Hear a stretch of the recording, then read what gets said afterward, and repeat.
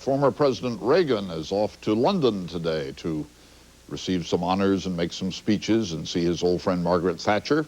Then he's going to Paris to be honored further with induction into an exclusive French academy. We've been wondering what's on Mr. Reagan's mind these days. Last week, I dropped by his office in Los Angeles and asked him. Well, here we are in your office, Mr. President. I'm surprised you have an office at all. After all those years in public life, I should think you'd be up there at the ranch with your feet up and a good book and some good friends around all the time. Well, let me tell you, we both had the same idea. It didn't work out that way. Even though you're not president any longer, you must still be president in the mind a little bit. As you see public events unfold, you must be deciding in your head what your policy would be, what should be done. Do you find yourself doing that? Well, you can't help but have an idea or a belief in the course that we should follow, but you'd have that if you were just a citizen, as I am now, just a citizen. Let me ask Citizen Reagan his reaction to some recent events. I was in China a couple of weeks ago, and I thought I was too world-weary ever to be moved by any public event, but that got to everybody who was there, that great outpouring of idealism and joy and yearning for democracy. Did you feel that over here? Oh, yes, very much so. And not surprised, because when Nancy and I made our trip to China and met with all the government officials and all, even then, there were quietly things going on. For example, there was great unemployment, a number of unemployed people. And the government said to them, look, if you want to start a shop or a lunch counter or something of that kind, go ahead. In other words, be capitalists. All that was very successful. Deng Xiaoping was praised for it. Yes.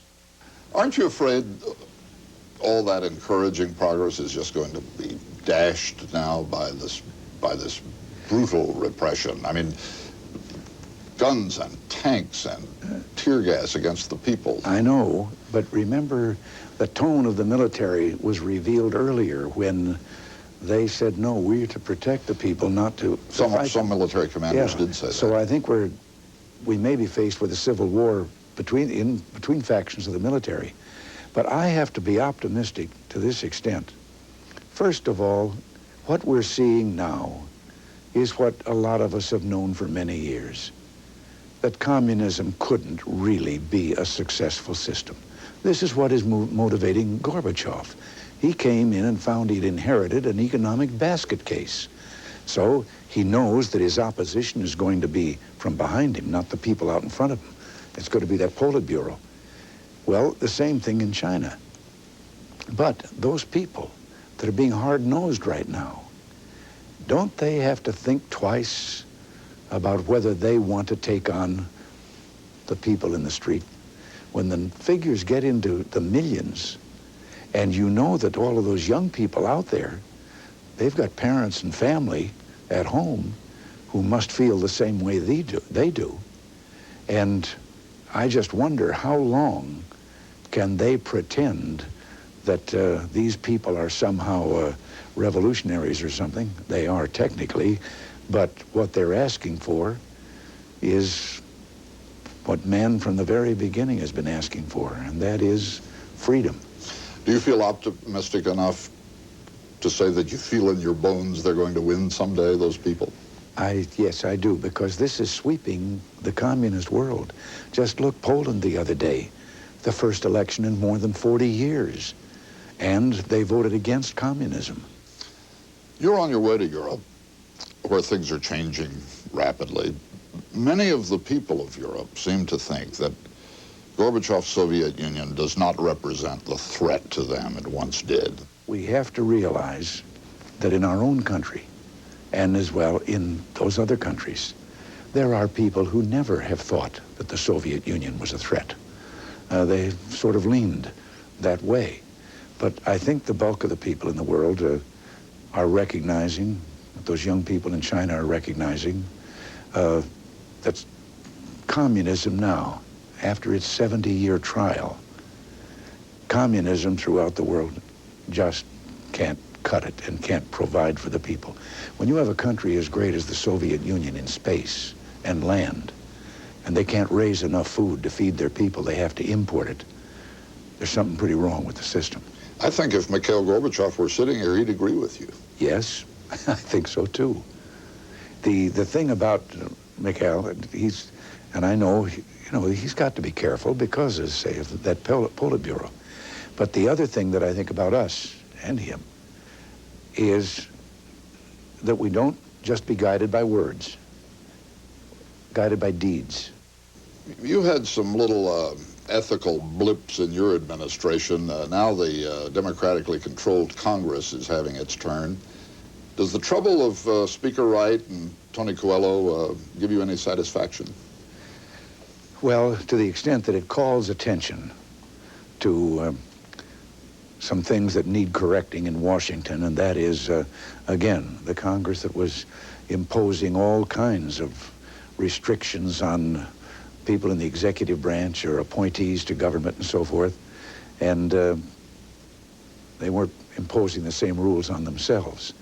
And I think that all of this should be carefully looked at. Let me ask you a couple of other things people haven't had a chance to ask you lately. The verdict in the Oliver North case, were you surprised? Were you disappointed? What was your reaction? No, I was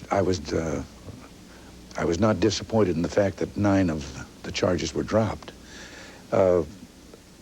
I'm handicapped in making any comment on this because in him appealing this verdict so far, well, then it's before the courts, and I don't want to say anything that is out of line. Besides which, I have a handicap with regard to this whole thing. It has been falsely portrayed in most of the press, the whole Iran-Contra situation. It has been portrayed as if we were trading arms for hostages with the government of Iran, as it was then. You've always said that isn't true. No. You were quick to say Ollie North's a national hero. Do you still feel that way? Well, his record reveals that. And this was before all of this came along, but when I felt once then finding out that something I had not been informed of.